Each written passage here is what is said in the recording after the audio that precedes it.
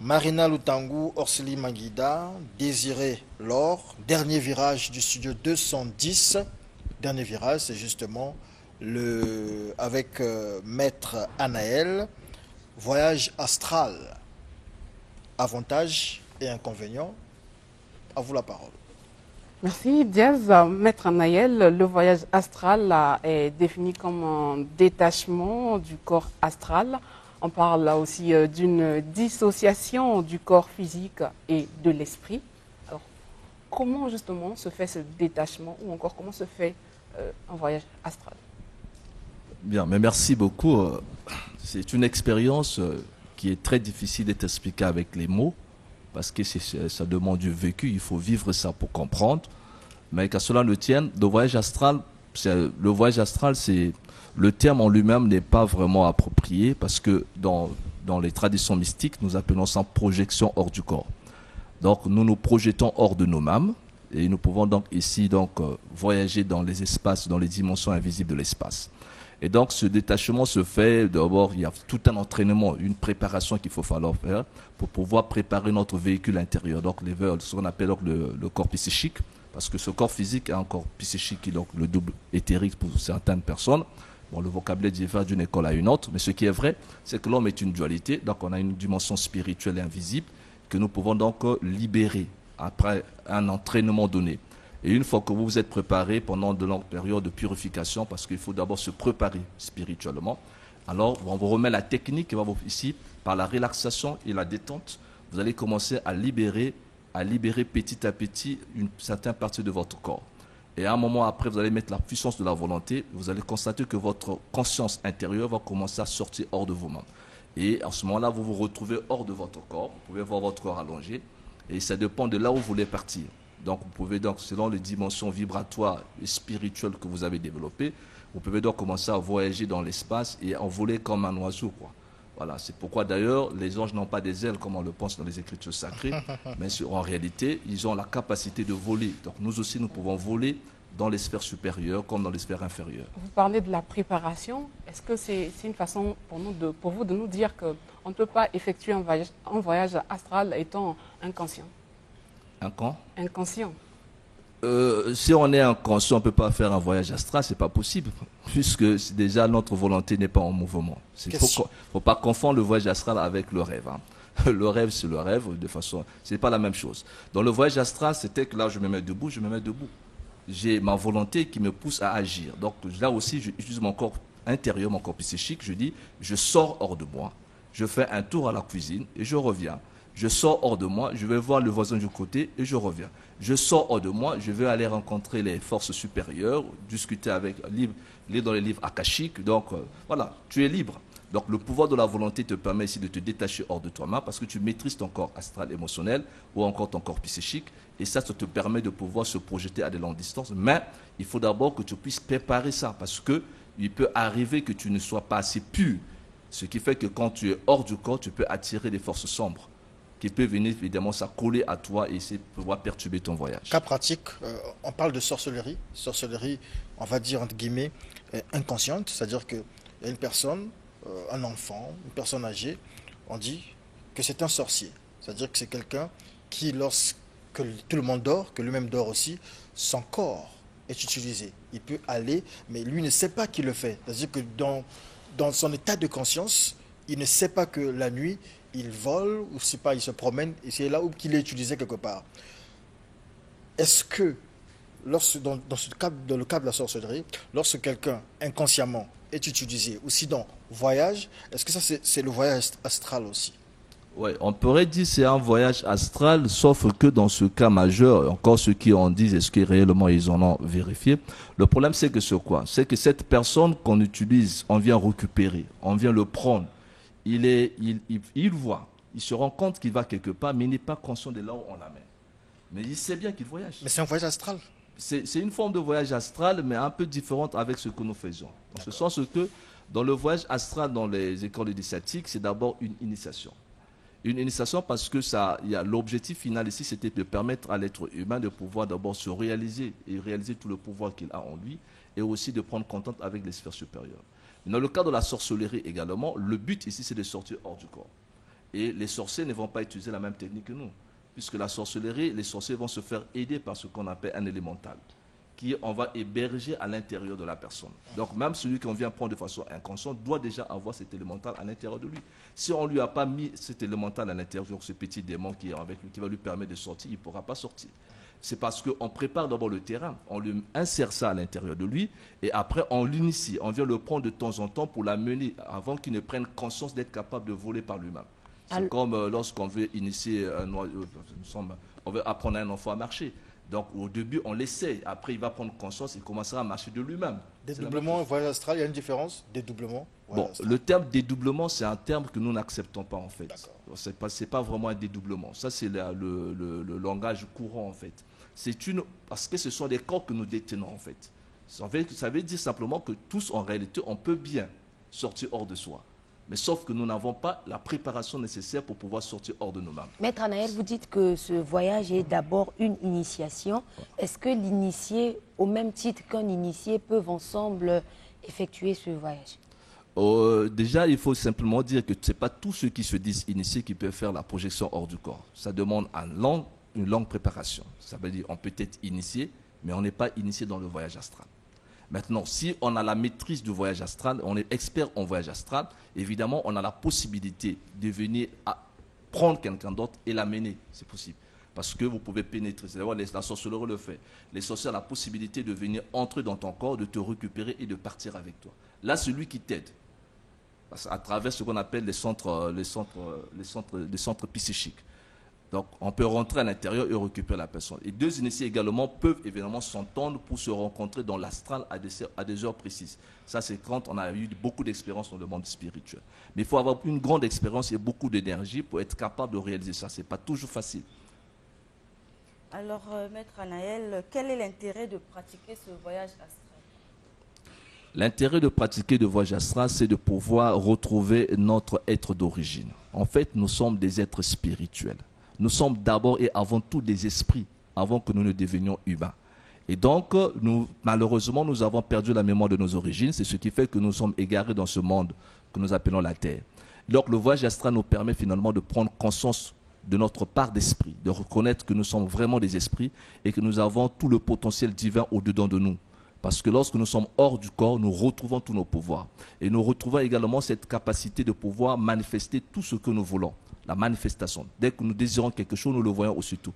Or, quand nous sommes sur le plan objectif, nous ne nous rendions pas compte du pouvoir de notre pensée, du pouvoir de nos émotions et aussi de tout ce qui se passe autour de nous. C'est pourquoi d'ailleurs, la vie sur Terre est tout un mystère. Mais c'est parce qu'on n'a pas la capacité de projeter hors de soi. Quand quelqu'un a l'expérience dans l'invisible, tu n'as plus peur de mourir parce que tu comprends que la mort n'existe pas. Tu n'as plus peur d'un diable parce que tu sais que le diable n'existe pas, comme a su le dire le maître qui était ici, le maître Tubus. Évidemment, pourquoi les gens ont toutes ces imaginations-là qu'on crée aujourd'hui au nom de la religion? Mais parce qu'ils n'ont pas une expérience spirituelle mystique vraie. Les apôtres, par exemple, l'apôtre Paul disait, je suis allé jusqu'au 3e ciel. Je ne sais pas si j'étais dans mon corps ou hors de mon corps. Les choses que j'ai vues sont des choses qui ne peuvent pas être, que l'œil humain n'a jamais vues. Là, il parlait du voyage astral. Ça veut dire que ce qu'on voit dans l'astral, on ne peut pas expliquer ça avec les mots. Mais c'est une expérience subjective et personnelle. Mais cette expérience, elle est formidable. Mais n'y a-t-il pas de conséquences, justement, en pratiquant ces voyages astrales? Il y a des conséquences pour des imprudents, pour des aventuriers et tous ceux qui n'ont pas été correctement initiés. Quand tu es assis au pied d'un vrai maître, qui a l'expérience du voyage astral, il va te préparer pour que ton voyage ne se fasse sans danger. Ça aura des dangers quand tu as une vie, évidemment, qui n'est pas équilibrée spirituellement. Mais est-ce qu'il peut arriver aussi que lors du voyage astral, et qu'il se produisait un mal, autant pour moi, je m'explique, vous faites ce voyage astral et il arrive que, voilà, cette possibilité-là de rester pour l'éternité. À ce moment-là, est-ce que c'est possible? Vous savez, ça me fait plus de 20 années d'expérience en sciences mystiques. J'ai effectué beaucoup de voyages astrales, si vous voulez bien. Donc, je maîtrise bien l'autre monde. Je connais ça très, très bien, puisque je sors à volonté. Il peut arriver que vous soyez retenu. Si vous soyez retenu, c'est quand vous vibrez négativement. C'est pourquoi on nous demande de vivre positivement. Pourquoi la spiritualité? Pourquoi la prière?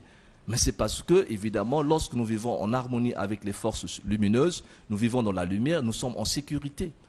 Mais lorsque tu mènes une vie qui est désordonnée, tu ne connais pas les lois mystiques et spirituelles et tu tentes une expérience du hors du corps, ben, au lieu de monter par rapport à la nature vibratoire de ton corps, elle sera tirée vers le bas. C'est ce que les chrétiens appelleraient par l'enfer. Mais à ce moment-là, Voilà. est-ce que les maîtres qui sont dotés de cette, comment on peut dire, est-ce que ceux qui sont plus forts que nous en esprit peuvent quand même ramener ceux qui sont tirés vers le bas, vers le haut? Le problème vibratoire, c'est pourquoi on a besoin d'un égrégore. On a besoin de faire ces expériences-là au sein d'une école spirituelle parce que là, vous êtes protégé par l'égrégore de l'école. L'égrégore vous protège parce que, sachant que vous êtes encore un débutant, il peut arriver que vous soyez retenu quelque part. Et donc, les forces, les grands maîtres peuvent venir vous secourir.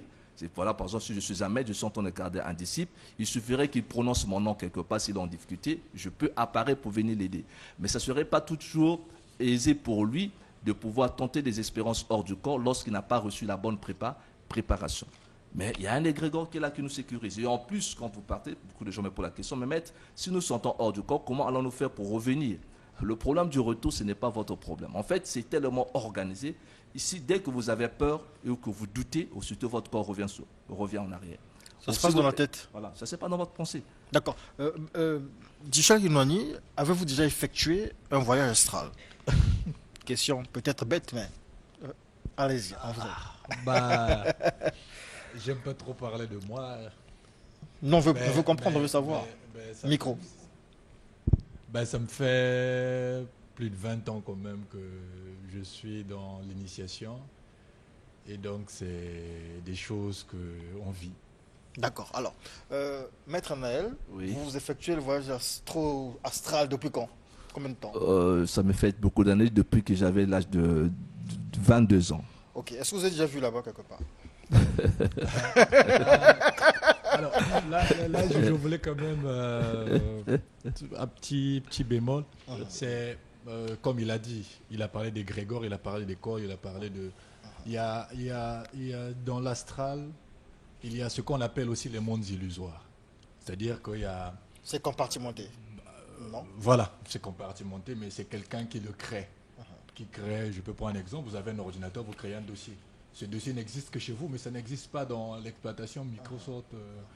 Voilà. Donc, c'est des fichiers, quoi. Voilà, c'est comme des fichiers. Donc c'est là où vous allez voir, il y a des gens qui vont vous dire que non, moi quand je sors, j'ai vu Kimbang, ou j'ai vu ceci, j'ai vu cela. L'autre va te dire, moi quand je sors, là-bas j'ai 2 femmes, j'ai 6 enfants, j'ai 7 gosses. Chacun donne l'expérience par rapport à son niveau d'élévation spirituelle, mais qui ne reflète pas toujours la réalité. Ça veut dire que moi, dans le système dans lequel je suis, si par exemple pour sortir de mon corps, je dois prononcer un code, je dois prononcer une parole qui va me projeter, ça va me projeter dans le monde qui correspond à ce code-là. Voyez-vous, par exemple, vous, si j'ai besoin d'appeler Jazz, je dois mettre votre numéro, composer, vous appeler. Alors à ce moment-là, je suis en relation avec Monsieur Jazz. Donc, c'est ce qui existe aussi dans tous ceux qui parlent du voyage astral. Vous pouvez même, comme ça, tout hasard, même sur Internet, naviguer et voyez un peu tous ceux qui parlent de leurs expériences. Vous allez voir qu'il y a beaucoup d'expériences qui sont divergentes. Mais ce qui ne veut pas dire qu'ils n'ont pas eu la capacité de sortir de leur corps. Mais sauf que l'expérience qu'ils ont faite à l'extérieur dépend de l'initiation qu'ils ont subie et de la pratique qu'ils ont utilisée qui leur a permis d'accéder et de... Le voyage astral, en réalité, c'est le monde astral. C'est un monde imaginaire. Chacun imagine son monde à sa manière, selon son initiation. En fait, Non. Non, monsieur Jazz. Comment vous ne vous retrouvez pas là-bas? Je vais rapidement expliquer. Le problème, c'est que, vous voyez, pour nous les humains, la réalité, c'est ce que nous voyons avec nos yeux physiques. Or, dans les plans mystiques, en fait, la réalité, c'est ce qui se trouve dans l'astral. L'astral est tellement vrai et réel que ça n'a rien à voir avec l'imaginaire. C'est tellement vrai. Maintenant, le problème, c'est que c'est quoi? C'est que dans l'astral, vous avez, une fois que vous sortez hors de vous, il faut que vous émettez, il faut que vous donnez la direction où est-ce que vous voulez partir aussi. C'est important de clarifier parce que sinon, vous allez commencer à tourner en rond. Donc, c'est comme si vous étiez dans un véhicule et donc, vous devez savoir où est-ce que vous partez dans votre véhicule. Donc le corps que vous allez utiliser n'est qu'un véhicule. C'est vous qui guidez votre véhicule. Donc il faut clarifier la direction. Il faut de la clarté surtout. Savoir où est-ce que vous voulez aller. Quelle expérience vous voulez vivre dans l'astral. Est-ce que vous voulez voir des jolies femmes? Ok. L'astral ne vous refuse rien. Vous pouvez tout produire. Vous voulez rencontrer un dauphin, quelqu'un qui est mort, ça fait des années. C'est possible. Mais aussi, il y a aussi des forces négatives qui peuvent aussi vous jouer des tours. Attention, il y a des pièges dans l'astral. Donc, certains esprits inférieurs qui se sont retardés, évidemment, qui se nourrissent de l'énergie vitale, peuvent vous piéger pour simplement, évidemment, vous détourner de vos voies ou perturber votre expérience. Merci beaucoup. De bonnes choses se disent et se sont dites aujourd'hui. Merci beaucoup, Maître Anaël. Merci à vous. Beaucoup, Duchel Kinouani. Merci à vous, Orsili, Marina, Désiré, Laure. Numéro de téléphone.